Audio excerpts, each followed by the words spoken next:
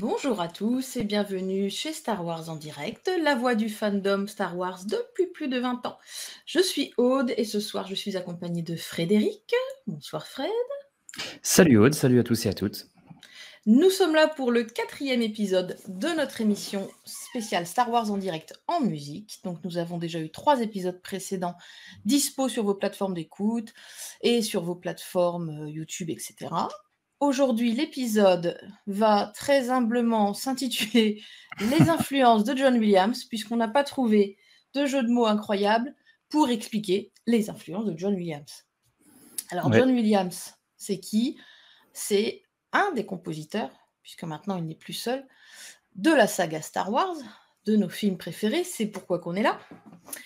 On a décidé de faire un épisode un peu plus poussé sur lui et sur son style, sur sa manière de faire, pour pouvoir parler un petit peu plus technique et un peu moins émotion, comme on l'a fait dans les 3 épisodes précédents. Vous avez dit qu'on ferait un petit peu son portrait, son CV à Johnny. Alors c'est parti. En gros, John Williams, il est né le 8 février 1800. Mais lui, ah oui, Alors, quand même. non, il est plus jeune Il n'a pas que d'âge. Michel Drucker. Non, il est né en 1932. 8 février 1932 à New York. Ce qui fait de lui un Verseau. Les Verseaux sont des gens très calmes et très gentils, très méthodiques, qu'il ne faut pas faire chier, mais qui sont globalement faciles à vivre. D'accord. Ça, c'est pour la version dans les étoiles. Donc John Williams, c'est un vieux de la vieille. Vous le connaissez certainement parce que déjà, vous écoutez assidûment nos émissions de grande qualité, n'est-ce pas? Mais parce qu'il a aussi fait énormément de musique de films, de notre jeunesse à nous, à peu près les trentenaires, quarantenaires de Star Wars en direct. Hein. Big up à tous les gens qui, quand ils rejoignent la communauté, me disent « Ouais, salut, j'ai 42 ans, j'adore ci, j'adore ça. » Ben voilà, c'est à vous qu'on s'adresse parce que vous avez normalement vu Jurassic Park, Les Dents de la Mer, Superman, La Liste de Schindler, E.T. Donc vous connaissez ces musiques iconiques et plutôt magnifiques de mon point de vue. Mais il a quand même fait un gros travail sur 9 films, oui, 9 films Star Wars, qu'on va éplucher en partie ce soir, mon cher Fred. Voilà, la parole est à toi. Qu'est-ce qu'on va Ouais, dire de plus sur notre Johnny? bah, on va aller au cœur de l'inspiration, de son inspiration musicale.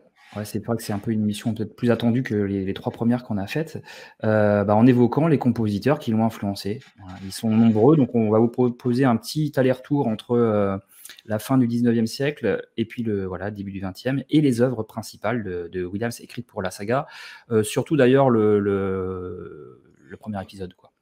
Donc il va y avoir de grands compositeurs qui vont être à l'honneur, en évoquant surtout donc leur influence sur John. Et donc on a décidé en termes de diffusion de proposer un comparatif musical, voilà, puisque vous aurez en premier le morceau classique, on va dire ça comme ça, et suivi d'un morceau de John Williams pour bien se rendre compte de l'influence. Chacun verra ce qu'il aura à entendre. Et donc il y aura un petit jingle qui permettra de bien se repérer et pour bien identifier les 2 morceaux. Ce jingle, le voici. Et voilà, donc c'est la petite particularité de la diffusion de musique dans cet épisode pour que ce soit le plus pédagogique possible, car on est pédagogique, Aude. Absolument. On est les meilleurs maîtres Jedi en musique. Absolument. Les gens apprennent toujours des choses en nous écoutant et j'espère que ce sera le cas à ce moment-là. Il faut quand même mettre un petit trigger warning pour les gens qui aimeraient les musiques de films en général mais qui n'aimeraient pas la musique classique. Ça va vous faire chier. Parce que la musique classique, c'est-à-dire des musiques principalement... alors ça commence à partir de 1750. Par exemple, Mozart, c'est déjà de la musique classique. Mais comme tu le disais, sur la deuxième moitié du 19e siècle, ce sont les sources, en tout cas d'inspiration ou en tout cas de correspondance qu'on a trouvées principalement. Donc il faut aimer un petit peu les écouter. Moi, c'est ma musique préférée, en dehors de la musique de film. J'ai toujours adoré la musique classique, donc je vais jubiler à l'écoute, vous allez le voir. Et c'est pour votre culture, je pense qu'on va aborder plein de choses super intéressantes, pas que sur John Williams. On lui rend hommage par nos émissions, mais vous allez voir qu'on va aussi parler des autres artistes, et c'est tout à leur honneur, bien qu'ils soient morts, hein, normalement, pour tous. Désolé, hein, John, on t'a mis dans une émission qu'avec des gens morts. Ah, ouais, oui. C'est un peu Désolé, une forme désolé. d'hommage, hein, déjà, oui, effectivement, ouais. Voilà, Oui. ça sent l'hommage, absolument. Ça sent l'hommage, ouais. Et puis on va parler aussi style musical, on va parler du symphonique. Voilà. Et puis juste rappeler que voilà, c'est l'origine du style musical de la saga, c'est le souhait de Lucas d'aller vers le symphonique. Quand même, c'était ça. C'est pour ça qu'on en est là avec Star Wars aujourd'hui. Et donc au même titre qu'un film comme 2001. C'est vrai que ça a été la référence pour Georgie. 2001, l'Odyssée de l'espace, parce qu'il y a aussi un album de Dr. Dre qui s'appelle 2001, mais c'est pas du tout les mêmes influences. Non, ouais, c'est pas même genre. Beaucoup de citations ce soir. Attention. Beaucoup de philosophie. Attention, je vais citer Anthony Daniels, qui est peut-être philosophe, mais qui expliquait que il disait la première fois que j'ai vu Star Wars sur écran, la bande originale comportait encore le boléro de Ravel. Voilà. Donc, oui, d'accord. On voit à quel point en fait la musique classique symphonique a été présente dès le départ, et c'était lors de la première projection privée du premier épisode de Star Wars. Donc il y a eu l'utilisation de musique temporaire tout au long de la production du film. Et puis la première idée de Lucas, c'était d'utiliser des œuvres de Wagner, par exemple, ou des musiques de films des années 30. Voilà, ça, c'était vraiment le départ. Sauf que notre ami George, il a un pote qui s'appelle Steven Spielberg. Et Spielberg va entrer en scène et va plutôt lui conseiller d'engager un jeune compositeur qui pourrait très bien faire le taf. En s'inspirant de toutes ces influences, mais en faisant de la musique originale. Et c'est là, bien évidemment, que John Williams entre en scène, puisqu'il a composé donc Les Dents de la Mer, comme tu le rappelais tout à l'heure. Donc il a eu d'ailleurs l'Oscar de la meilleure musique de film pour Les Dents de la Mer, donc c'est quand même pas non plus n'importe qui déjà, hein, il vient pas non plus de nulle part. Donc il semblait clairement la bonne personne pour réaliser ce travail, donc adapter de la musique romantique à un univers de space opéra. Donc c'est quand même le défi est assez canon. Il faut se mettre à la place de John Williams quand même. C'est quand même un défi super intéressant pour lui. Mais on sait pourquoi George Lucas a changé d'avis sur les musiques symphoniques et qu'après il a abandonné cette idée de faire comme dans 2001 l'Odyssée de l'espace. C'est vraiment Spielberg. C'est vraiment Spielberg qui l'a influencé et qui lui a dit que c'était que John Williams pouvait être le gars qui pouvait amener exactement ce qu'il souhaitait, mais en se démarquant justement peut-être un peu de 2001 et en sortant de musique temporaire et en allant sur de la musique originale, ce qui est quand même plus cool quoi pour un film d'avoir quand même sa vraie musique. Et puis il y avait un petit côté réaliste, je trouve, dans 2001, ça parle quand même de l'humanité, de la Terre. Là, on est sur du space opéra, donc ça a peut-être plus de sens d'être sur quelque chose de moins, de la musique moins de compositeurs terriens, quoi, j'ai envie de dire. Parce que dans 2001, ça fonctionne vachement bien, moi, je trouve ça. Ah bah oui. Ces grandes musiques, j'adore. Dès le début, là, Zarathustra, là... Ça fonctionne bien, mais j'avais pas vu cette dimension, en effet, que tu dises. Comme ça raconte complètement autre chose, d'avoir une signature particulière. Ouais. Ce qu'il a fort bien réussi. Mais alors, attention, on vous prévient, vous risquez d'être en colère au bout d'une ou deux chansons. Comme si on était à la Starac, tu sais, à The Voice. Alors, ce soir, à The Voice, on accueille dans mon bureau le petit Johnny qui vient de New York. Salut, Johnny. Non, vous risquez d'être en colère parce que vous allez voir de grosses similitudes et on fera un petit chapitre à un moment sur le possible plagiat. Mais bon, une oreille musicale trouve toujours le débat. Voilà, une oreille musicale trouve toujours le moyen de débattre ou de raccrocher à ça. Bien sûr. Mais c'est un débat inhérent à la créativité et à la création musicale, mais même dans l'art en général. La création en général, bien sûr. Voilà, sur le débat inspiration ou plagiat, ça c'est quelque chose de classique. Donc, comme la musique. Comme la musique, bien évidemment. Et donc John, lui, il y va, hein, il prend le job. L'idée principale, c'est de remettre au goût du jour aussi la technique du leitmotiv. Ça, c'est vraiment le point de départ, donc utilisé notamment par Wagner dans sa tétralogie de l'anneau de Nibelung. Et en fait, c'est quoi vite fait le leitmotiv? C'est un thème récurrent dont on va se souvenir, qui va revenir régulièrement. On peut penser par exemple à des œuvres comme Pierre et le Loup de Prokofiev, qui utilise cette technique et qui a été utilisée donc par Williams à 100 années d'écart. Et utilisé avant lui par d'autres compositeurs, notamment pour King Kong, par Max Steiner. Et allez, on enchaîne. Je vais faire une autre citation parce que je vous avais prévenu. George Lucas, qui a écrit ou dit: la musique joue un rôle très important dans la transmission de l'histoire, beaucoup plus que dans un film normal. Dans les films Star Wars, la musique porte l'histoire. Et c'est bien là aussi une définition finalement de leitmotiv, où limite George Lucas pourrait aussi évoquer le fait que ça, on pouvait mettre juste la musique, pas de paroles, et comprendre, rien qu'avec les thèmes musicaux. Voilà. Bon, c'est quand même mieux qu'il y ait des dialogues. Après, ça dépend les dialogues, parce que quand tu as Han Solo qui dit hey, petit, retourne jouer avec ta pelle et ton seau, on s'en serait bien passé. Ouais, laissez la musique souvent. Bon, on devrait faire l'expérience de juste, je sais pas si quelqu'un l'a fait sur YouTube, ça doit exister. Je sais pas, on enlève toutes les paroles, on garde juste la musique. Alors, à l'inverse, moi hier soir, j'ai vu un truc très drôle où c'était la scène finale de l'épisode 4, donc la remise des médailles qu'on va aborder d'ailleurs ensemble, qui était totalement sans musique et c'était sous-titré Painfully Awkward Scene Without Music. Et oui, en effet, ça fait bizarre du coup. Bah, tu m'étonnes. Et bon, en tout cas, voilà, cette technique de leitmotiv parvient à cela. Donc, il l'a utilisé, cela pour mettre l'accent sur l'émotion, sur caractériser des personnages, plus que caractériser des scènes ou de l'action. C'est ça qui est fort et qui est la marque de fabrique notamment de Star Wars, c'est de caractériser des personnages plus que des scènes ou des batailles, des choses comme ça. Donc voilà un petit peu la progression, l'introduction qu'on voulait faire pour nous amener à... Parce qu'on va quand même écouter de la musique, hein, là on cause depuis tout à l'heure, je vous rassure. Là, on va démarrer. On va démarrer donc avec des thèmes qui sont très, très, très connus, et donc avec le comparatif dont je vous ai parlé tout à l'heure. De toute façon, vous allez comprendre le principe rapidement. On va démarrer avec Korngold, puisque Lucas veut le genre d'émotion qu'apporte ce genre de compositeur sur les films dont il a composé la musique. Donc Williams, il va entendre cela. Et il y a un film qui n'a pas forcément été mentionné par George Lucas, parce que voilà, il évoque quand même tout ça dans pas mal d'interviews, mais il l'évoque pas forcément celui-là. C'est donc King's Row de Sam Wood, sorti en 1942. Donc voilà l'affiche, avec, vous voyez, un acteur particulier, hein, le troisième acteur, bien connu, il s'agit de Ronald Reagan, futur président des États-Unis.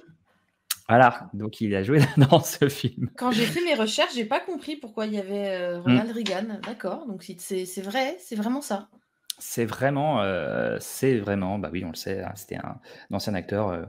Voilà, on imagine, c'est un peu comme si The Rock devenait président. Hein, c'est un peu. Oui, bon, tout est possible. Hein. Tout est possible. Donc, je vous mets une petite photo de Korngold parce que voilà, c'est lui. C'est bien lui. C'est bien lui. Et donc vraiment bon compositeur de l'époque. Autrichien. Ouais. Et bon, le film, ça raconte l'histoire d'amis d'enfance. C'est un mélodrame dans une petite ville au 19e siècle. C'est une sorte de drama dans une petite ville tranquille. Il y a trois nominations aux Oscars. Et c'est une musique qui est très, très populaire. Ça va être un carton, sa musique. Ça va être considéré comme assez original, assez bien vu de la part donc d'Erich Wolfgang Korngold. Je crois que c'est ça. On va écouter. Hein. Oui, écoutez. On va écouter le morceau issu du film King's Row. Et juste après, vous aurez le main theme de Star Wars. Là, on va pas vous faire un dessin. Si vous êtes là, vous avez un minimum de connaissances. On lance. C'est parti. Et on en parle juste après.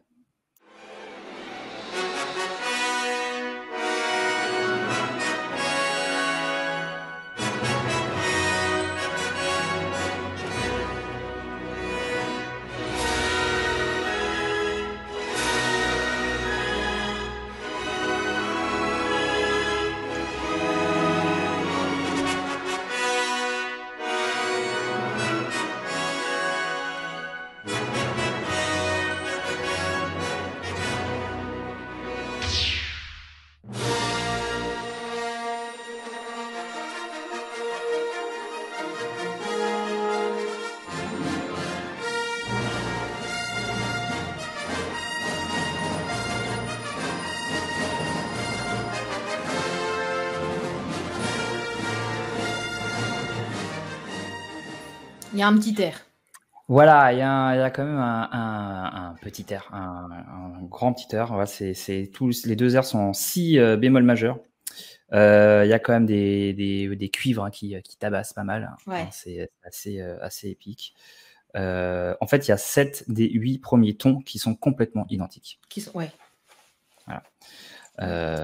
Alors peut-être que vous avez là, ça fait penser à Star Wars, mais ça fait aussi, je sais pas, ça fait penser aussi à un autre film de John Williams au niveau du thème.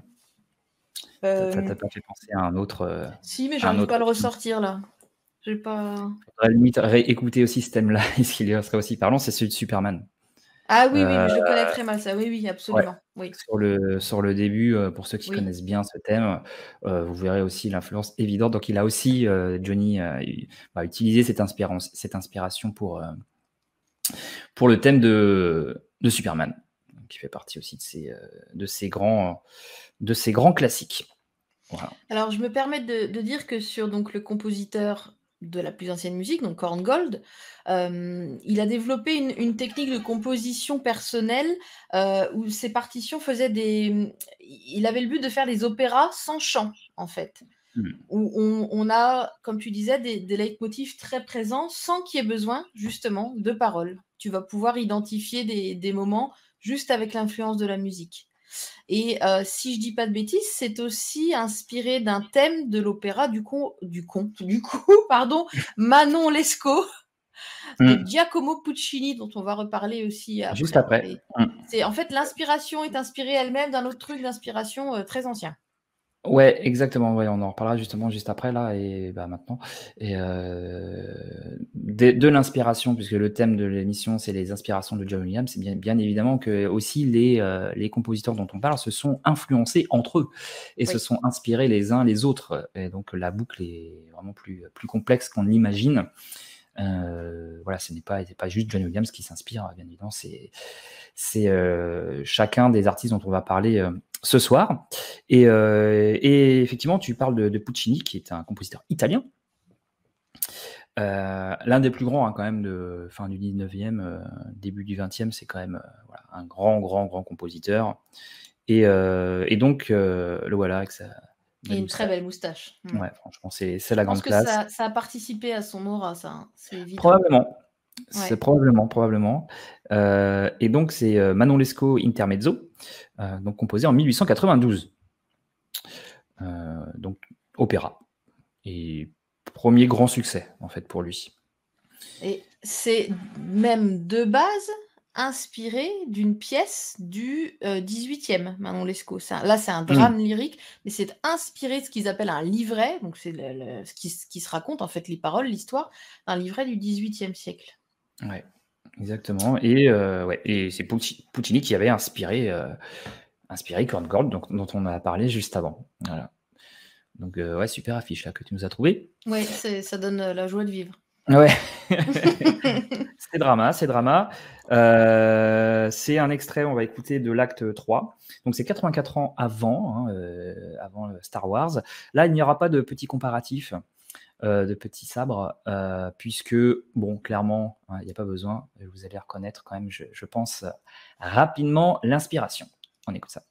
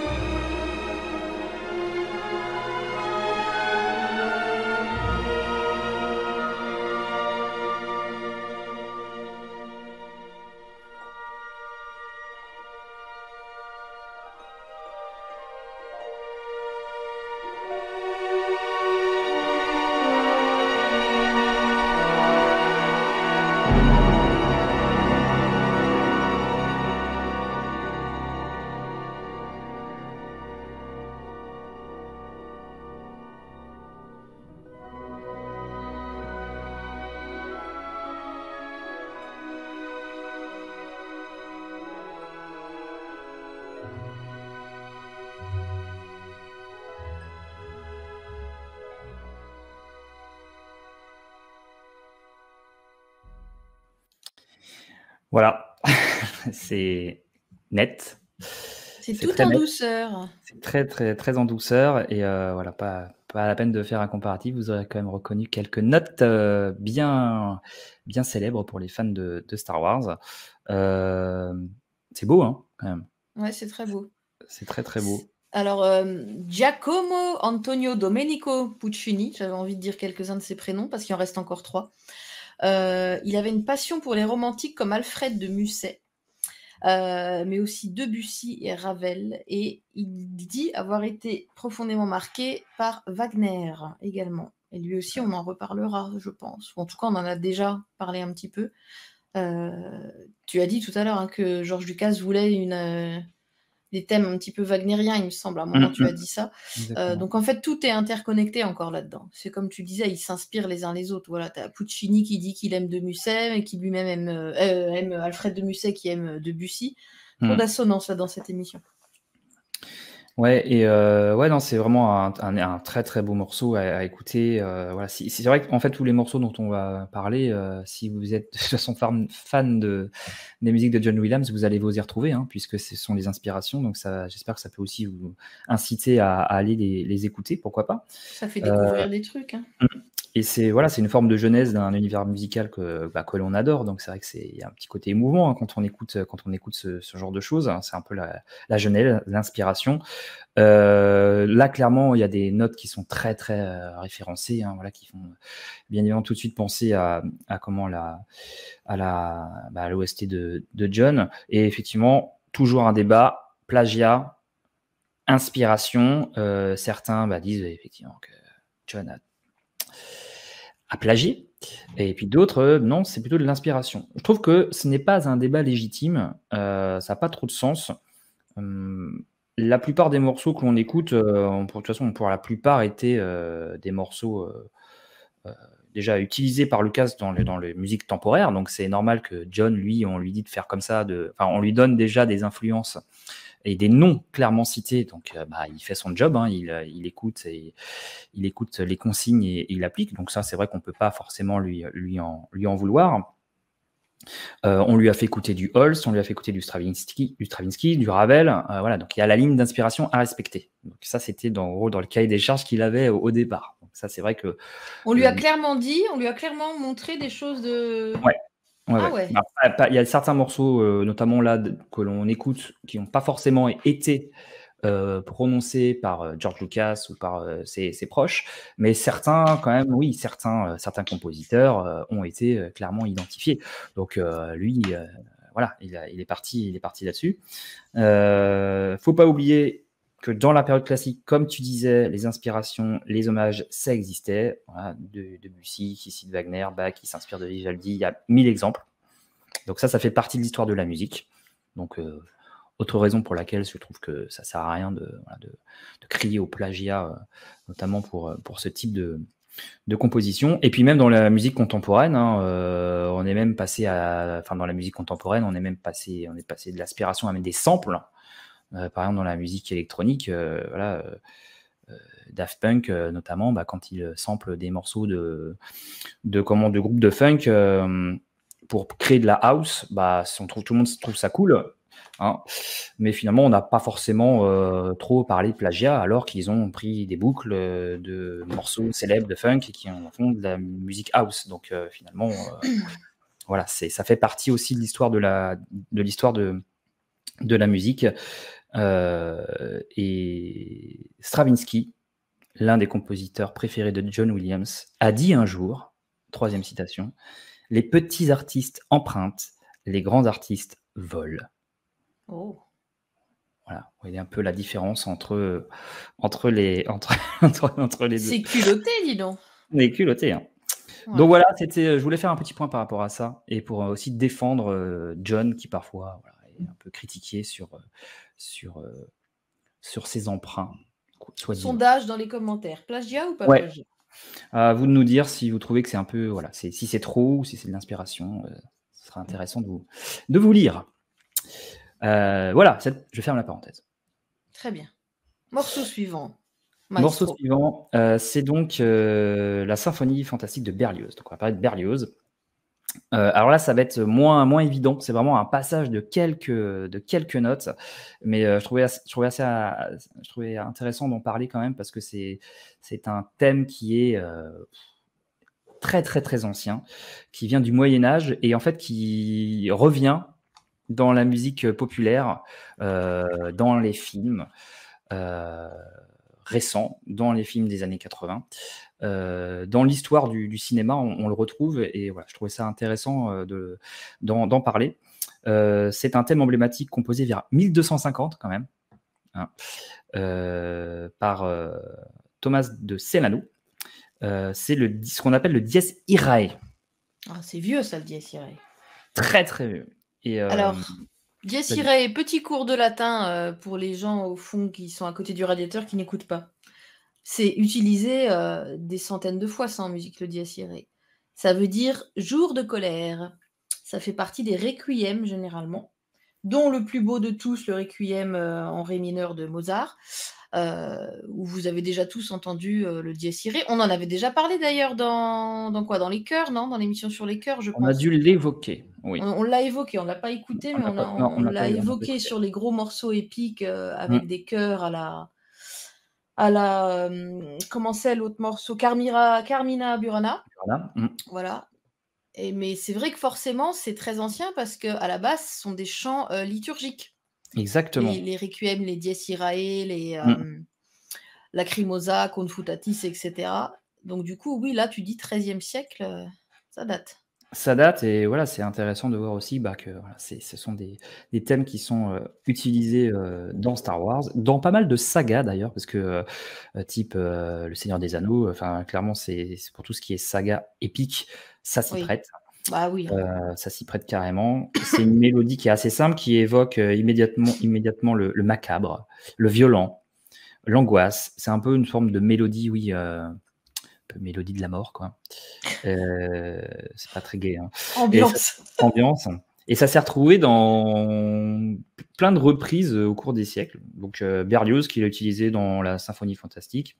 Et puis après, c'est sorti du religieux parce que c'est vraiment, comme tu disais, très religieux. Et puis après, voilà, c'est progressivement, on en est sorti, hein. C'est arrivé au cinéma, tout simplement. Donc on le retrouve notamment dans Métropolis de Fritz Lang. Ça va être un des premiers films. En gros, ça fait 800 ans qu'on utilise ça fait 800 ans qu'on utilise cette Il y a mélodie. prescription là. Ouais, ça fonctionne quand même. Après 800 ans toujours utiliser ces quelques notes, ouais, c'est que c'est même plus de l'hommage, là. Je sais plus comment on peut appeler ça, mais voilà, c'est un peu la classe. Donc avant, on retrouvait ça vraiment dans les messes, plutôt des défunts, etc. Et puis après, dans des œuvres culturelles. Notamment, c'est l'introduction du film Shining de Oui. Kubrick. Et c'est le dies irae. Et bon, pour Shining, ça s'y prête, hein, vu le thème. Oui, Le thème du absolument. film, c'est plutôt bien vu. C'est plutôt glaçant. Et donc, il s'en est inspiré, John Williams, pour illustrer la scène notamment aussi du décès des parents de Luke. Voilà. Donc, c'est toujours un peu l'utilisation dans cet univers où ça va pas, hein, clairement. Oui, là, Et c'est clairement macabre. Tu parles c'est de clairement l'oncle macabre. Oui, Owen et la tante Beru, là. exactement. Ouais. Donc, il Le s'agit de barbecue. le barbecue. Il s'agit de quelques notes, mais qui donc, on peut le dire ainsi, hein, y a pas de problème, qui ont inspiré cette mélodie historique. On l'écoute. Et là, il y aura le retour du comparatif. C'est parti. Dies irae, dies illa, solvet seclum in favilla, teste David cum Sibylla.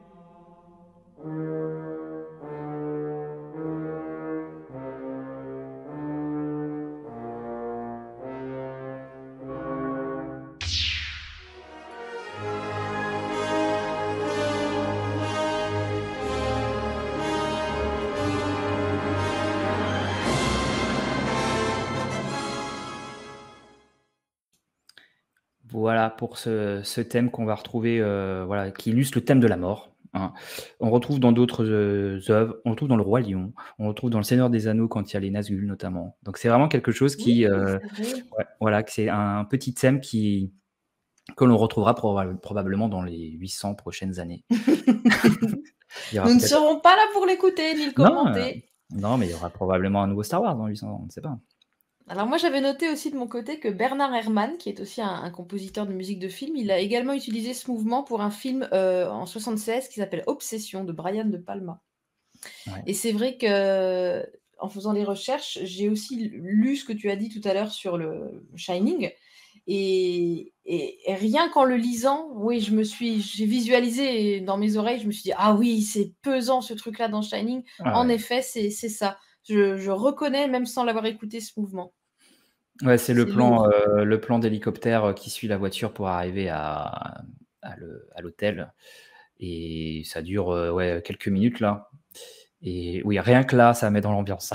Alors que pourtant, Berlioz, vous l'avez vu, bon, la photo est pas au bon format, mais il a Mm. l'air plutôt placide. Et moi, Berlioz, pour moi, c'est lui, vous voyez, c'est un des Aristochats. Donc c'est beaucoup plus doux de base. Bien qu'il soit noir, enfin gris anthracite, je voyais pas un truc aussi lourd, hein, mais finalement, ça s'y prête très très bien au moment, en effet, du décès des parents de Luc. Exactement, et probablement qu'il a utilisé peut-être dans d'autres œuvres, c'est tellement énorme, mais voilà. En gros, voilà, on vous en a cité quelques-uns, mais et en plus, autres que celle de John Williams, hein, c'est vraiment, je pense que pour les compositeurs de musique de film, C'est du pain béni, ça. c'est une référence. C'est Et la symphonie je pense que- fantastique, c'est Mm. fantastique, hein, à écouter, c'est une sacrée fresque épique, hein, je vous le conseille, hein.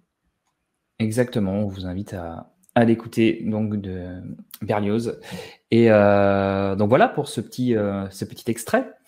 On va passer sur quelque chose où Allez. là, la référence et le comparatif va être à nouveau très marqué, Évident. très clair. Donc avec Stravinsky et donc The Rite of Spring. C'est en fait, la référence pour nous, fans de Star Wars, c'est The Dune Sea of Tatooine, le thème du désert de Tatooine, quoi. Voilà, donc j'espère que vous l'avez en tête. C'est la scène où C3PO se retrouve seul dans le désert. Voilà, il se retrouve devant le dragon, le squelette du dragon. Crate, ouais. Crate, c'est à ce moment-là qu'on l'entend. Et donc c'est un balancement entre deux accords dissonants.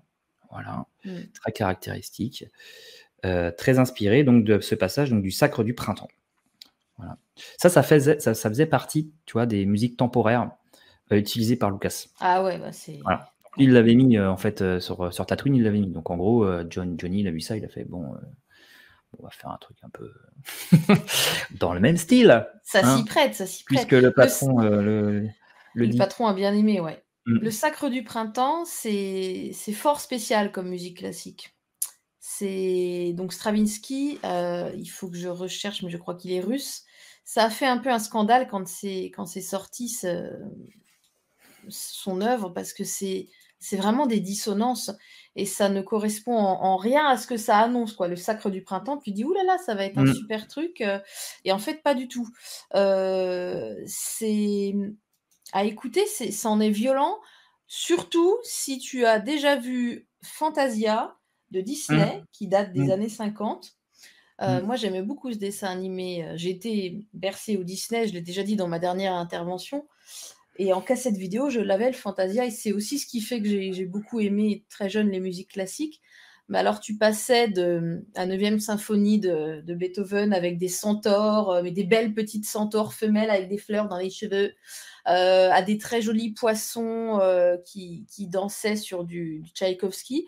Et là, après, tu passes à l'extinction des dinosaures dans un concert d'horreur, donc sur la musique de Stravinsky. Et en fait, je sais plus si ça... Non, ça fait pas intervenir la météorite qui a tué les dinosaures, mais plutôt une autre théorie sur un volcanisme impressionnant qui s'appelle les Trappes du Décan, qui se situait en Inde à l'époque. Donc un gros volcanisme qui aurait un peu englouti tout sur son passage, et tu vois ça avec un fond très rouge orangé, les dinosaures ils sont en souffrance, c'est horrible ce moment, c'est horrible. Puis après tu finis en plus avec une nuit sur le Mont Chauve avec un démon là qui me terrorisait. Donc ça a un écho très, très spécial pour moi, Stravinsky. Je peux pas dire que j'aime, mais ça correspond tout à fait à Star Wars. C'est parfait dans le désert de Tatooine, mais ça me met toujours très mal à l'aise, moi, cette musique. Et je pense que ça a fait à pas mal de personnes quand c'est sorti. Il faut que je recherche la date de sortie. Oui, on pourrait se demander d'ailleurs à quel point Fantasia et la scène dont tu parles de dinosaures dans le paysage désertique a inspiré en fait la musique d'une scène avec un paysage désertique quand même. Oui. Donc il y a quand même un élément. Tout ce sable qu'on adore. Voilà, c'est quand même là, en dehors de l'inspiration, enfin de la musique temporaire, on a aussi l'inspiration probablement de Fantasia. Enfin, à un moment donné, est-ce que c'est un hasard qu'on utilise à peu près le même genre de musique pour deux scènes qui se passent dans un milieu hostile, Désolé, ouais, désespéré. Voilà, il y a quand même, peut-être, c'est obligé quand même, je pense, pour Fantasia, en plus pour John Williams et puis pour. Ouais, je pense qu'il l'a vu. C'est quand même une œuvre très importante et classique. Et donc, ce que je propose, c'est qu'on écoute. On l'écoute. Le Sacre du Printemps, c'est 1913, hein, juste pour vous dire. C'est sorti en 1913. Avec le petit comparatif, c'est parti. Allez.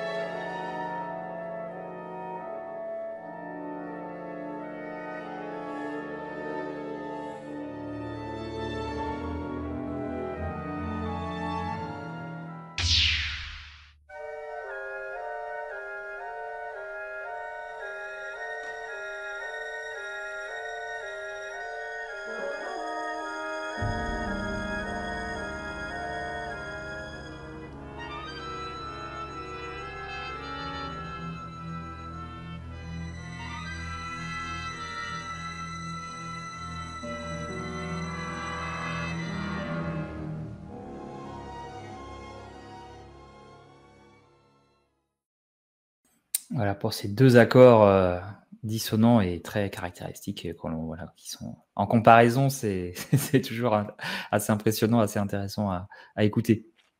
Juste pour vous mettre mal à l'aise, hein, je vous remets cette image. Donc, en fait, le Sacre du Printemps, c'est un ballet.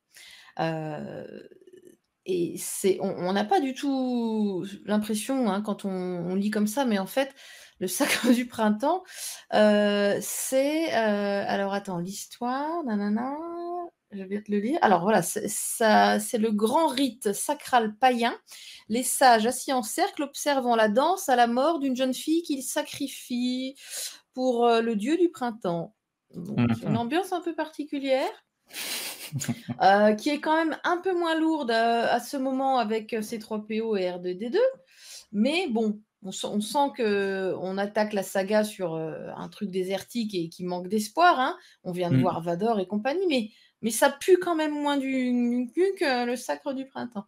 Ouais, quand même. Et c'est vrai que c'est l'introduction du film, faut pas se louper.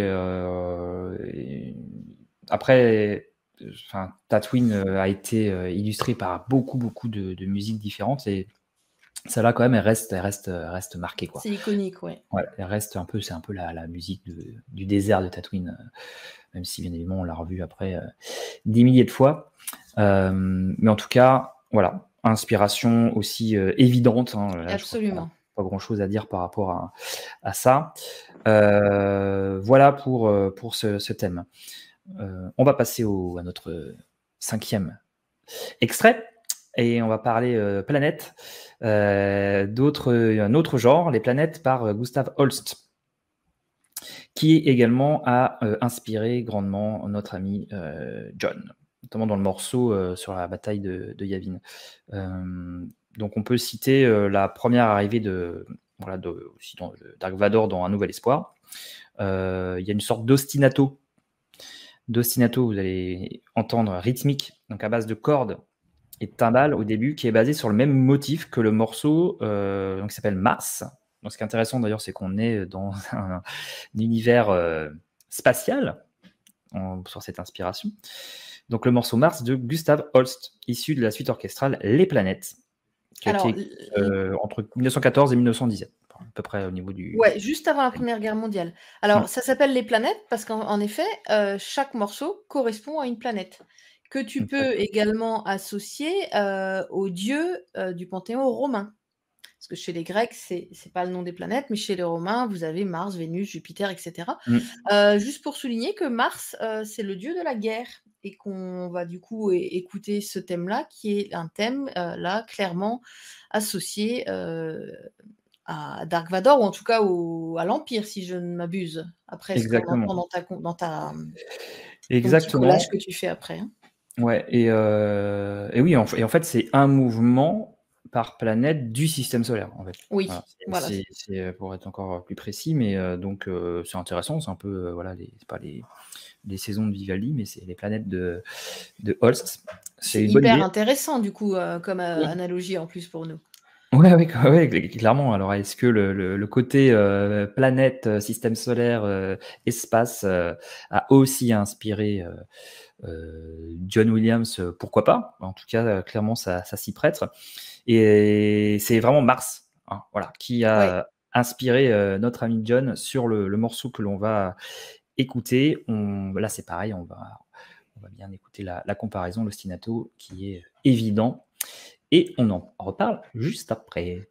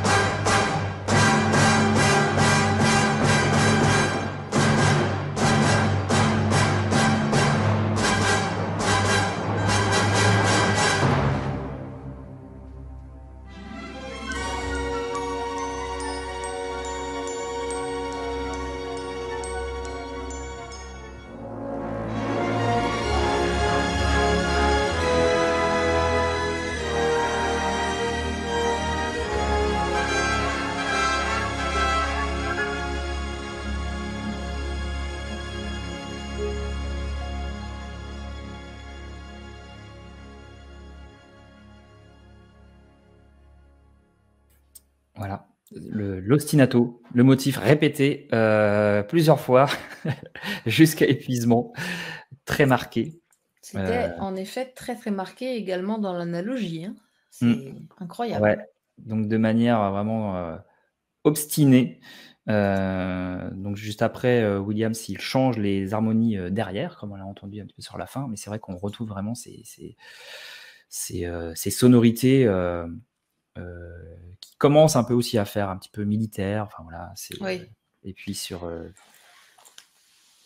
le fait que ce soit répété et appuyé ainsi, ça montre que voilà, c'est pas forcément très cool ce qui est en train de se passer. C'est très chaotique et inhumain, j'ai trouvé comme définition. Il y a des dissonances et il y a une violence rythmique. Et en effet, comme tu dis, ça fait un peu marche militaire à des moments. C'est marche ou crève, quoi. Exactement. Et donc ça aussi, c'est un motif qui a été utilisé par beaucoup de compositeurs, notamment, petite anecdote, notre ami Hans Zimmer l'a utilisé de manière très prononcée, très proche dans Gladiator, à tel point que la fondation Holst a intenta un procès au tiens. en se disant ouais là ça ressemble. Ah, c'est trop. Là, en fait, c'est exactement pareil. Là, attends, s'il vous plaît. Et donc, je crois que ça n'a pas dû, je sais plus comment ça s'est terminé, mais voilà, tous les héritiers de Holst, qui n'ont pas, de fait, pas posé de problème pour John Williams. Peut-être que, je sais pas pourquoi. Faudrait que je me rappelle plus. Faudrait que je réécoute Gladiator. Je l'ai un peu de mémoire, mais ça a été, voilà, ça a été utilisé ce thème. Et donc voilà, on ne peut pas faire ce qu'on veut, hein. Et justement, pareil, là, la frontière dont on parlait entre plagiat et Ouais. inspiration, pour les héritiers qui voudraient se faire un petit peu de sous de ces grands compositeurs, parfois il y a moyen de Ils se creusent, faire- quoi. Voilà, il y a moyen de se faire plaisir. Ils creusent un Ouais. peu. Voilà. Très intéressant comme analogie. Bravo. Et là, effectivement, c'est encore quand on met comme ça en miroir, oui, Eh c'est oui. très clair. C'est très clair. Il n'y a pas trop de doute possible. On continue avec on parle du côté de la sorcellerie avec Paul Dukas et un morceau qui s'appelle L'apprenti sorcier. Voilà. Parce qu'il faut y voir encore un clin d'œil à un des films dont la musique est composée par John Williams. Tout ça est vraiment se rejoint en permanence. Tu fais référence à Harry Potter. Bah ouais. Bah peut-être. ouais. Et puis du coup, on reparle de Fantasia, puisque l'apprenti sorcier, c'est ça. C'est illustré par ça, Exactement. c'est comme ça que le grand public le connaît, en tout cas le grand public comme moi des années 80. C'est dans la VHS de Fantasia, où on a Mickey qui se bat contre des balais magiques. Exactement. C'est à Paul l'origine Dukas, du il projet. était français. Mm. Oui, parce que je ne l'ai pas dit aussi, Berlioz, il était aussi français tout à l'heure. Je ne sais pas si je l'ai redit. Stravinsky, russe. Et Holtz, je ne l'ai plus. Il est britannique, je crois. Il est britannique, absolument. Et oui. Donc, Ouais, Paul Fantasia Dukas, français. sorti en 1940, hein, donc ça date. Donc l'apprenti sorcier, c'est un poème symphonique, voilà, composé donc là en 1897. C'est voilà, l'apprenti sorcier, en fait, c'est un poème populaire de Goethe de 1797. Et donc ça raconte l'histoire d'un jeune apprenti sorcier un peu feignant qui tente d'animer un ballet pour faire son travail pour lui. Voilà. Mais il va pas réussir à s'en démêler. Et donc, effectivement, comme tu disais, c'est marrant de voir que déjà, on était sur un thème illustrant de la fantaisie dès cette période. Donc, c'est rigolo, l'inspiration, elle est à la fois musicale, mais elle est aussi, on a l'impression, sur des thématiques de ces compositions. On a vu les planètes, là, on parle d'apprenti sorcier, alors que c'est très, très, très ancien. Donc, c'est assez marrant. Ouais. Et donc, il a pas mal été inspiré par Debussy, Dukas. Et voilà, donc c'est de la fanfare épique, hein, dont le style irait très bien avec un générique de fin. Et donc, vous allez évidemment reconnaître des notes familières, donc à l'aune du générique de fin, tout simplement, de Star Wars. Là, c'est pareil, normalement, vous devrez vous y retrouver. On va écouter. Allez. Et on en reparle.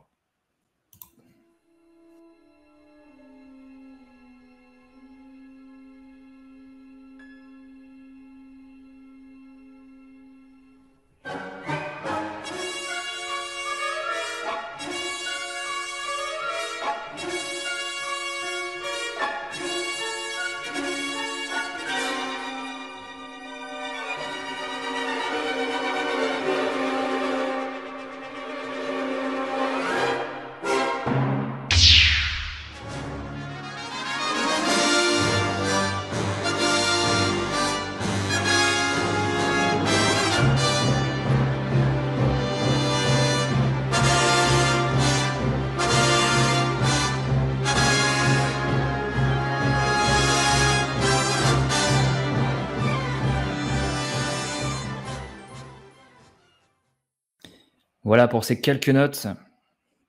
C'est fou hein, de se dire que ces quelques notes qui datent d'il y a très très longtemps, qui ont été reprises, c'est mine de rien, marque toute une génération, la pop culture, juste sur 2-3 notes. Donc c'est vrai que c'est intéressant de savoir finalement ce qui ressemble à un détail, d'où ça vient, puisque c'est tellement reconnaissable. Donc voilà, peut-être une idée d'inspiration, pas forcément évoquée de manière directe, mais on sait que Lucas faisait partie des influences de John Williams, et c'est vrai que sur ces petites notes de l'apprenti sorcier, on imagine qu'il l'a écouté et qu'il en a peut-être fait quelque chose. Bah, rythmiquement, c'est ce qu'on appelle un scherzo, l'apprenti sorcier, et ça signifie littéralement une plaisanterie.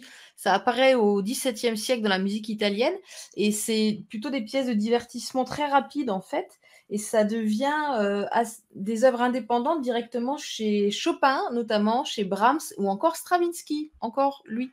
Chopin, on va en parler après. Brahms, on l'a pas, mais tu vois, ça fait encore deux auteurs où on a un lien sur une technicité musicale en fait. Tout à fait et c'est vrai que, bon, on a sur, l'émission d'aujourd'hui une sélection, mais vraiment pas du tout exhaustive. Il y a Ah ben plein non, il y aurait évidemment.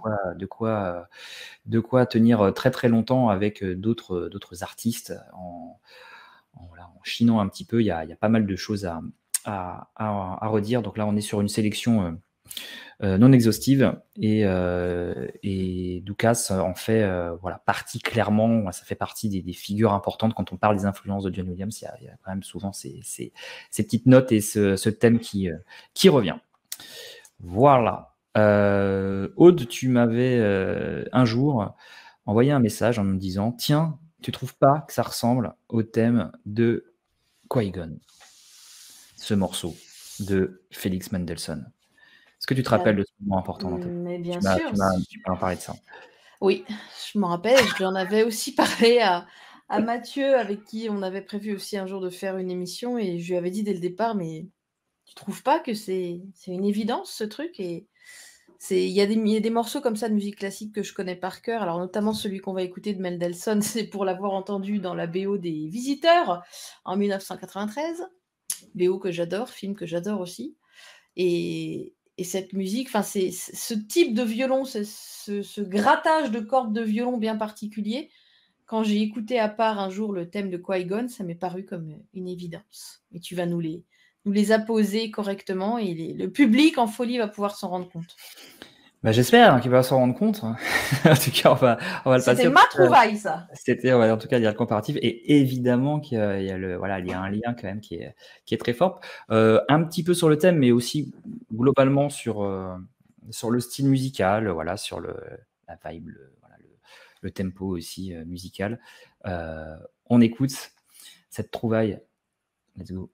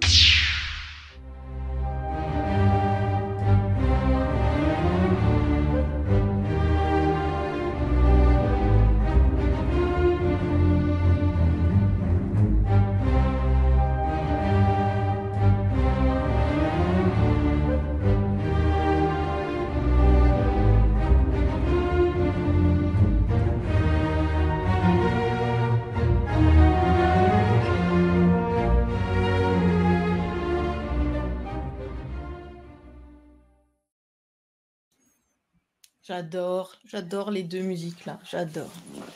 Ouais, elles se complètent vraiment très très bien, ça va parfaitement ensemble, c'est clair. Ouais. Donc, sort un petit peu des comparatifs de thèmes sur voilà, mais quand on les met côte à côte comme ça, on ressent bien, voilà, l'influence et la même énergie, quoi. Oui. Alors, ce qu'on a entendu de Felix Mendelssohn, qui est donc un compositeur allemand du début du 19e, lui, la première partie du 19e. Oui, Ça s'appelle l'opus 64, si jamais vous le recherchez, au cas où vous tombiez amoureux de nos extraits. Donc, c'est l'opus 64. C'est un compositeur donc allemand. Juste pour le petit clin d'œil morbide, sa musique a été interdite de jouer et d'écoute par les nazis. Voilà, ça montre un peu le niveau. De se passer d'un chef-d'œuvre pareil, il faut être vraiment des trous du cul. Mendelssohn, pareil, deuxième clin d'œil beaucoup plus rigolo avec notre saga des étoiles. C'est un astéroïde de la ceinture principale. Il a été découvert par quelqu'un qui s'appelle Monsieur Borngen en 1987 en Allemagne, et il a donné le nom de l'astéroïde. Il a donné le nom Mendelssohn. Donc 3954 Mendelssohn. Donc je trouve ça un beau clin d'œil pour Qui-Gon du coup. Oui, c'est vrai. Et toujours dans l'espace. Et c'est vrai que c'est voilà, une personnalité incontournable de toute l'ère romantique. Il a contribué à plein de genres musicaux différents. Et déjà, le morceau, quand on a écouté, là, donc, tu disais l'opus 64, le concerto pour violon, il est quand même assez connu. Hein. Il est quand même plutôt connu. Il a quand même fait aussi des thèmes très, très identifiables. Et comme on l'aime bien, on a décidé de repasser un autre Absolument. morceau juste après, d'un morceau qui, là aussi, dépasse l'entendement en termes de réputation, hein, puisqu'il s'agit de sa marche nuptiale. Voilà, de Félix Mendelssohn, qu'il a écrit en 1842. Je pense que déjà, rien que dire marche nuptiale, je pense que pour la plupart des gens, ils voient, voilà, ils ont la référence musicale dans la tête. C'est tellement il y a eu assez de films aussi qui Ouais, s'en voilà. sont servis pur et dur, quoi. Exactement, rien que à travers le cinéma, peut-être certains mariages auxquels vous avez assisté, je ne sais pas. Mais c'est une des pièces les plus connues de sa suite pour la pièce de Shakespeare, Songe d'une nuit d'été. Oui, Voilà. ça par contre, moi je l'ai découvert en préparant l'émission, c'est que c'était une musique pour une pièce de théâtre. Donc la pièce de Shakespeare, très connue.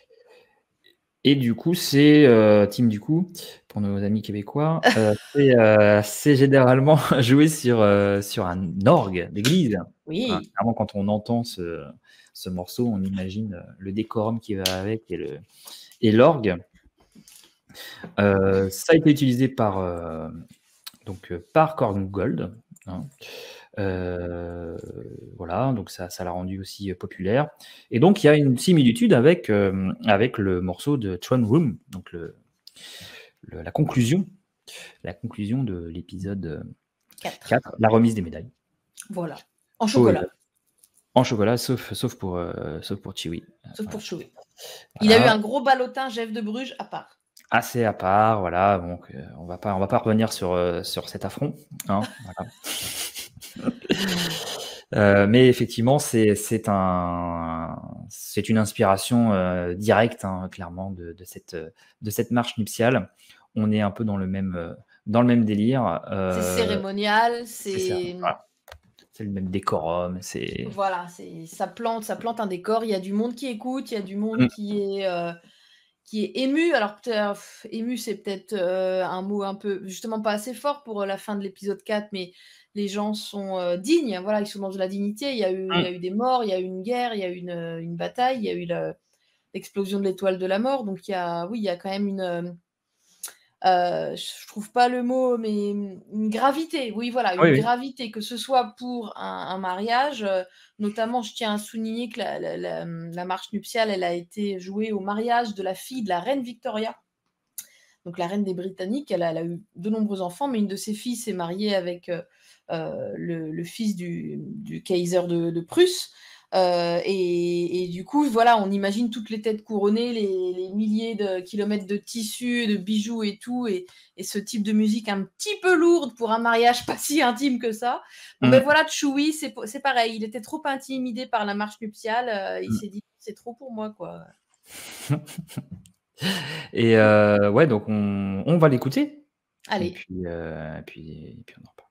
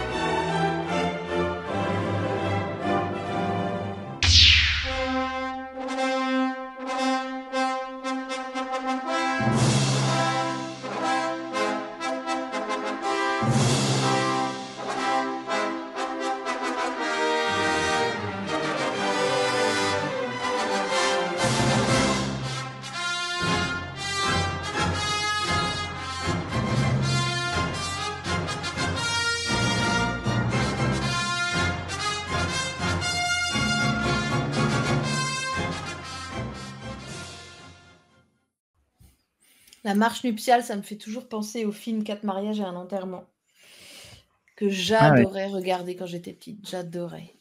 Ce truc-là, c'est. Bah là, pour le coup, c'était. Il me semble qu'elle est passée telle quelle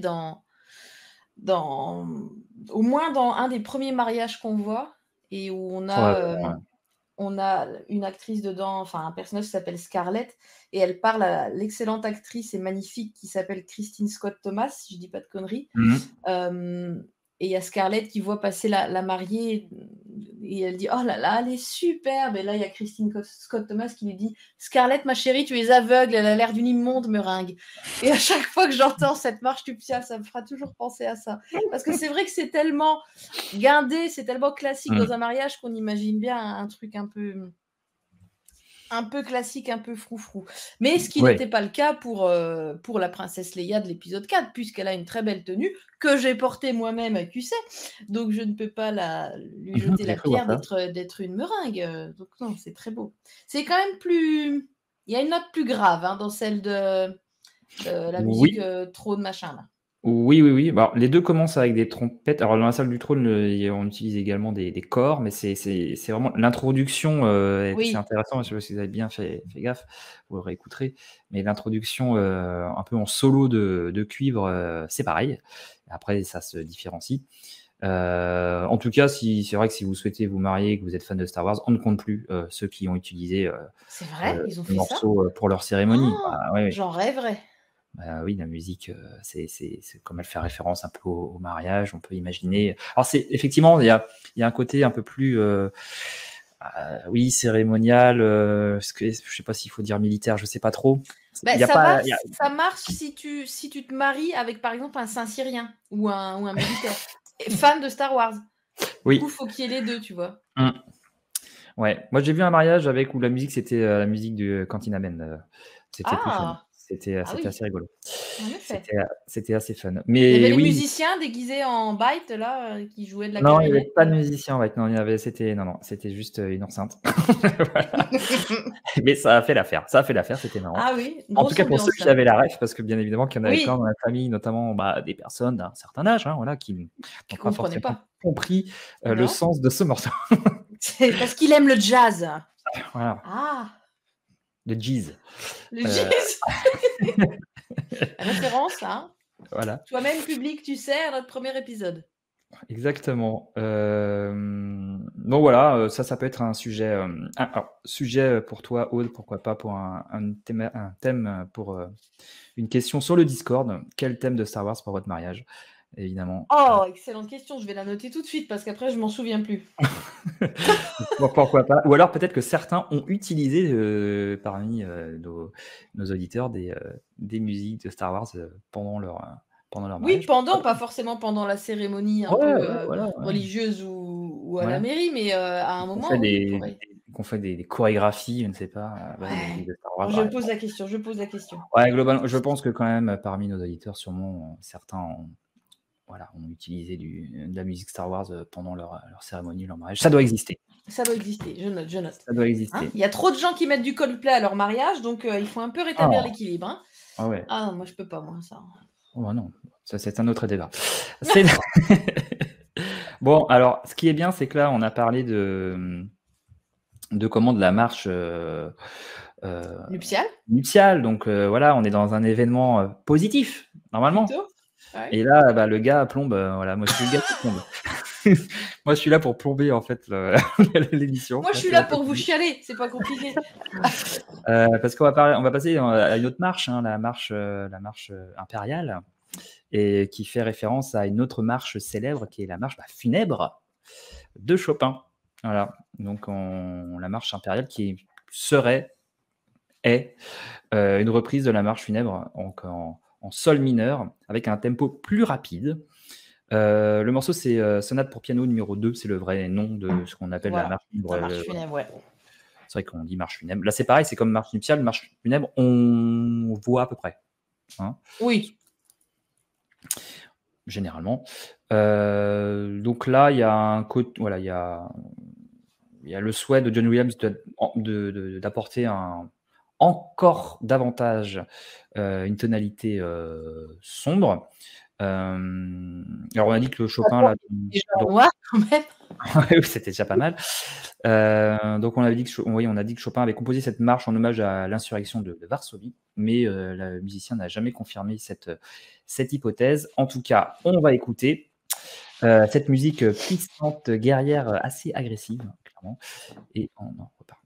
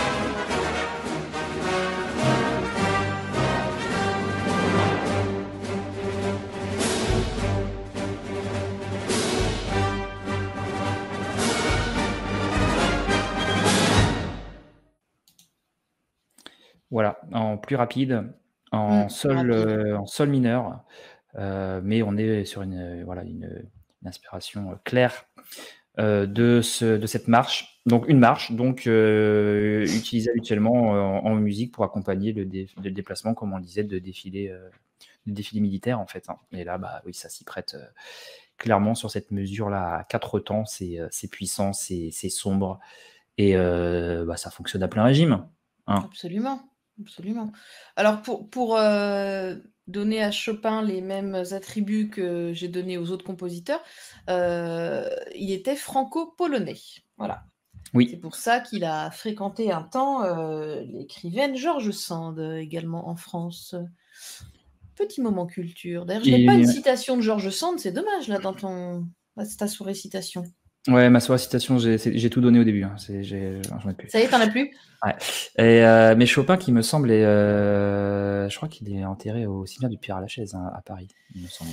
En tout cas, il est décédé à Paris. Je crois que sa tombe est à Paris. C'est possible, oui, au c'est vrai. Père-Lachaise. Il me semble avoir vu quand j'ai visité ce cimetière. Voilà pour Chopin, pour la marche funèbre, qui globalement, oui, dans ses marches et puis sur d'autres thèmes aussi ont inspiré John Williams. Alors, c'est vrai qu'on parle de l'inspiration sur Star Wars, mais il y a aussi beaucoup d'inspiration si on sortait de Star Wars, on retrouverait dans d'autres thèmes. On parlait d'Harry Potter tout à l'heure, où là, c'est pareil, il y a pas mal de choses à redire sur les Indiana Jones, sur pas mal d'autres grandes sagas. On pourrait faire un peu les mêmes choses sur certains thèmes, en tout cas. Voilà pour notre ami Chopin. Et puis, bien, il va nous rester un morceau. Absolument. C'est déjà, ça passe vite, tout ça. Ça file, oui. Ça file. Et on n'avait pas parlé de Tchaïkovski, donc c'est le moment. C'est le moment d'en parler, et le moment de parler de son concerto pour violon en ré majeur, qui a été composé, donc cette fois-ci, en 1878. Voilà, donc on reste sur la fin du 19e. Avec une comparaison que l'on va faire avec le morceau Anne and the Princess. Voilà, Anne et la princesse, morceau romantique à souhait. On en a déjà parlé. Oui, on en avait parlé dans notre épisode sur les musiques romantiques, tout simplement. Oui, c'est quand même un morceau incontournable. Alors le contexte pour Tchaïkovski est un peu particulier quand il compose ce morceau. Juste avant, il a à peu près autour de 40 ans. Il cherche à donner un nouveau sens à son existence après à avoir tenté de se donner la mort en se jetant dans les eaux glacées de la rivière Moskova. Les raisons de son désespoir, l'échec de son mariage avec Antonia Miliukova, l'une de ses anciennes élèves. Ah, Euh, L'échec de son mariage, c'est aussi du fait que c'était une union assez fake pour cacher son homosexualité. ah bah évidemment. Et donc, il est rentré dans une dépression. Voilà. Il est parti en Suisse. Il s'est mis au boulot. Voilà, ça marche pas des masses. Et là, il fait la rencontre d'un jeune violoniste de 23 ans qui va lui redonner foi en la musique, un petit peu en l'amour, probablement également. C'est Et beau il va ce que aller... tu dis. Ouais, bah, oui. Et il va aller... Tout ça est une histoire vraie. Hein. Tu Et racontes bien, hein. Et il va l'aider à composer ce concerto pour violon en une dizaine de jours. Ah. Voilà. Et Donc, c'est là... compositeur russe, hein, Tchaïkovski. Exactement. Et donc, c'est pour ça aussi, il va retrouver un petit peu le feu, la passion. Et c'est pour ça qu'on retrouve du romantisme et de la passion retrouvée dans ces thèmes et dans celui qu'on va écouter et puis dans de ce concerto pour violon à travers des mélodies assez magnifiques, assez parfois même enflammées. Donc voilà tout ce contexte pour nous amener à la composition de ce morceau qui va, on le comprend, inspiré de John Williams et la romance passionnée entre nos deux héros. Anne et Léa, ouais. Tu nous vends Voilà. du rêve là. Allez, fais péter la musique. On y va.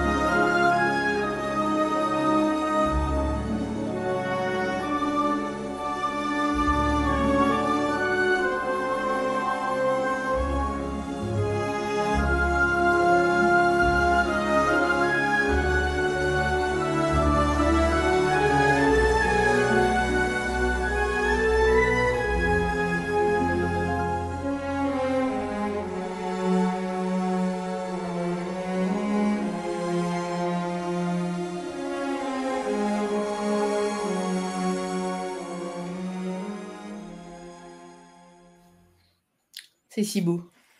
Voilà, on termine sur une note extrêmement romantique et c'est vrai que Et ça nous correspond bien.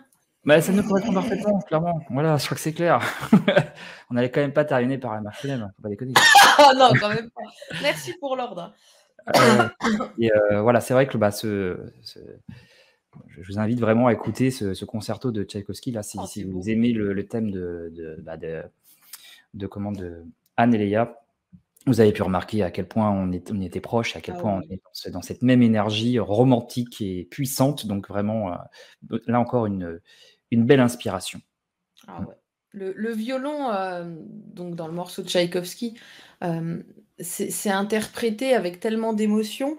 Et moi, j'ai une anecdote, enfin un petit lien encore que je peux refaire, c'est qu'il a été notamment interprété, donc comment tu dis qu'elle s'appelle la pièce originale de Tchaïkovski? Moi, j'ai l'opus 35 en ré, le concerto en ré, opus 35, c'est ça?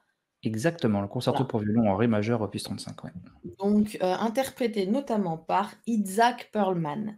Est-ce que son nom vous dit quelque chose, cher public? C'est un violoniste et professeur de musique israélien. Il est considéré comme l'un des plus grands violonistes du XXe et XXIe siècle. Et il a notamment fait une interprétation fabuleuse, autrement plus déprimante, de la musique La liste de Schindler par John Williams. Et absolument bouleversant. Et du coup, quand j'ai lu ça, quand j'ai vu qu'il avait aussi interprété ce concerto, c'est des musiques très, très émouvantes avec le violon en vedette comme ça. Et ça remue, quand on y est sensible, ça remue. Moi, j'adore Tchaïkovski de manière globale et surtout les ballets russes. le Casse-Noisette notamment. Et d'ailleurs, moi j'avais noté, mais on va dire justement dans la liste non exhaustive, dans l'Empire contre-attaque, j'écoutais la BO l'autre jour, et à un moment il y a un morceau qui s'appelle, sur le Deezer, sur les plateformes d'écoute, The Training of a Jedi Knight. Et bah, si vous écoutez ce morceau-là, donc l'entraînement d'un chevalier de Jedi, ça fait très Casse-Noisette. Dans le sens le plus guilleret du Casse-Noisette, en fait.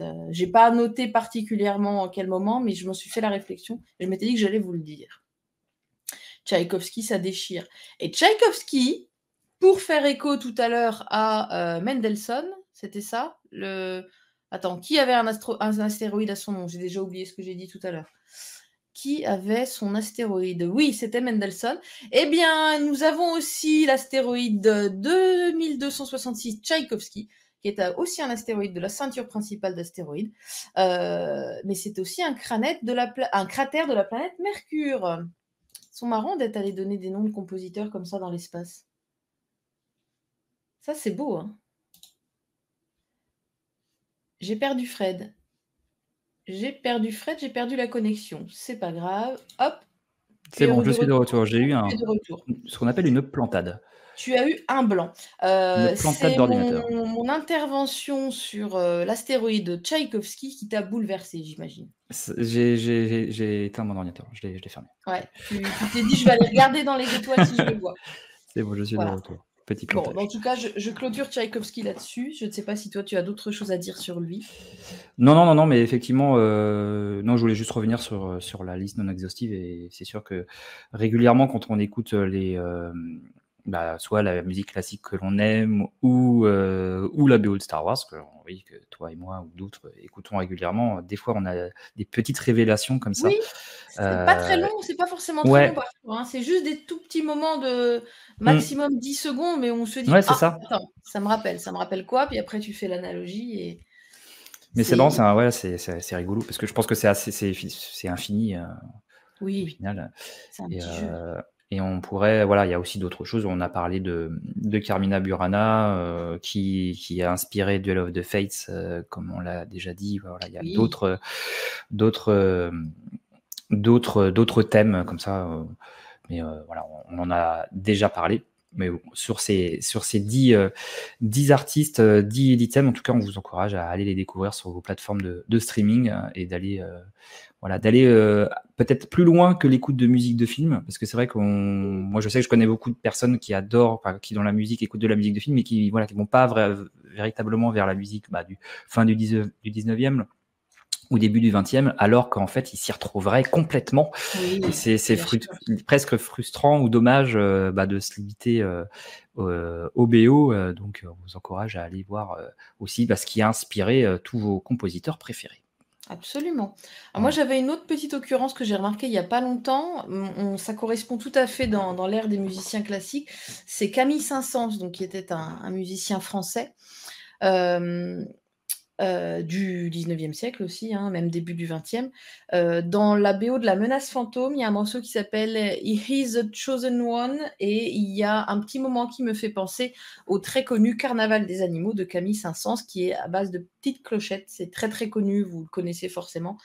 Et voilà, c'est maximum 10 secondes, mais je me suis dit, tiens, ça je le note juste parce que sinon je vais pas m'en souvenir. Et voilà, si jamais vous remarquez des petites comparaisons comme ça pertinentes, dites-les nous, parce que ça nous intéresse énormément. On fera un update du truc, on fera un petit communiqué de presse en disant qu'on en a trouvé d'autres. C'est des inspirations-là évidentes par rapport à l'âge de John Williams, par rapport à sa génération. C'est sûr que maintenant, des compositeurs plus jeunes, est-ce qu'ils vont chercher si loin? Est-ce qu'ils ont eux-mêmes ces influences? Est-ce qu'ils aiment ces musiques classiques? Peut-être moins. Il faut dire qu'elles commencent à reculer un petit peu, ces influences pour eux. Mais bon, on a... après, on a beaucoup de compositeurs qui sont toujours dans le symphonique, mais il y en a moins. Hein. C'est vrai qu'on a beaucoup de compositeurs contemporains qui font un peu du Zimmer, c'est-à-dire plutôt de l'ambiance musicale plus que de la musique de leitmotiv avec des thèmes. Donc on pourrait le regretter ou pas, parce que parfois il y a des films, on pense effectivement si on me demande de siffler un thème de Dune, par exemple, on aura du mal. Parce qu'il n'y a pas de thème, on est sur une ambiance sonore, donc on peut le regretter ou pas, enfin, c'est selon, on est sur, plutôt sur cette évolution-là actuellement. Certains jeunes compositeurs sont toujours dans la mélodie, même sur Star Wars. Quelqu'un comme Ludwig Göransson, même s'il est sur une musique, sur un ton différent, il est toujours sur ce souhait d'être sur des mélodies fortes et reconnaissables. Donc ça c'est plutôt cool. Mais effectivement, comme tu disais, si vous avez d'autres exemples, n'hésitez pas, notamment dans les commentaires sur YouTube, que l'on lit attentivement, moi et Aude, donc n'hésitez pas. Absolument. Et j'avais une autre anecdote sur John Williams. Il a composé la musique de la cérémonie d'investiture de Obama. Est-ce que tu le savais, ça? Eh bien non. Eh bien voilà, c'était l'information inutile du jour. Je ne le savais pas. Il a eu 52 nominations aux Oscars, il en a remporté 5 quand même. C'est pas mal. Et il a également été marié avec une actrice, Barbara Ruick, de laquelle il a eu 3 enfants, dont un qui s'appelle Joseph et qui est le chanteur du groupe de rock américain Toto. Oui, et qui a participé, on en a parlé, qui a participé un peu à la BO de Star Wars dans la trilogie originale. Il a un peu ça, je savais pas. Notamment quand il y a eu la nouvelle version des films. Ouais. Non, moi je savais pas la ça. cantina. Il a donné un petit peu de sa personne. Et, quelle carrière, John. Il a, tant qu'à faire, aussi composé la musique des Jeux Olympiques d'Atlanta. Donc il a été aussi dans le monde du sport, voilà. Et une carrière richissime. Et puis récemment, il me semble, alors je crois, parce que là, c'est en termes d'actualité, sur le dernier Indiana Jones, je me demande si c'est pas lui qui l'a encore réalisé la musique, je suis pas sûr. La musique? Je sais pas.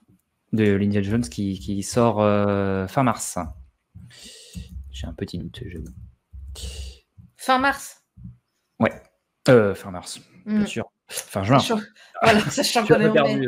Désolé, fin mars. D'accord. Oui. Ou alors on va être, je ne sais pas quand est-ce qu'on va être diffusé. Non, mais on ne va pas être diffusé en mars, ou alors ça va être très, très, très en retard. En tout cas, c'était très agréable de débattre de tout ça. Encore merci à toi pour tout le travail de montage et de recherche musicale que tu as fait. La musique classique et la musique de film, les 2 trucs que je préfère écouter. Un super mash-up, comme je dirais dans la pub. Ce mash-up, il est super. Il était super ce mash-up avec toi, Fred. Merci d'avoir donné ton temps pour Star Wars, pour Johnny et pour le public. Qu'est-ce qu'on ferait pas pour Star Wars et le public? Bien sûr, pour Star Wars en direct, bien sûr. Tout. Alors, comme ce qui défile sur votre écran, je vous invite à rejoindre nos réseaux sociaux. Sur Facebook, attention, nous avons changé de nom, c'est SW en direct. Nous avons eu des petits problèmes avec la charmante plateforme. Donc, si vous voulez vous réabonner à la nouvelle page, n'hésitez pas. Suivez-nous également, rejoignez-nous plutôt sur Discord pour pouvoir parler musique et autre chose, tout ce que vous voulez.